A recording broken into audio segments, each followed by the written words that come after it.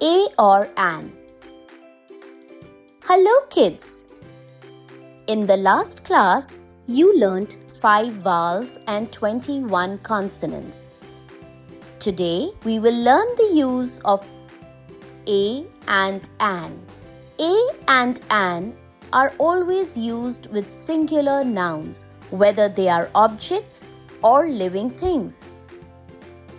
Let's learn the use of A. We use A before words that begin with a consonant sound. For example, a book, a chair, a ball, a dog.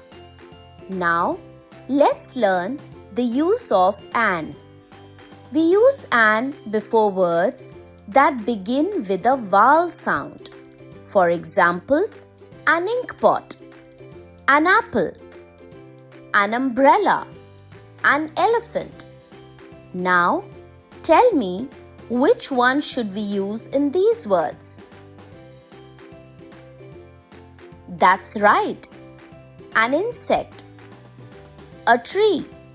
I hope you understand the use of A and an. In the next chapter, we will learn about he or she. We will learn about this when we meet again. Nice learning, kids. Good day.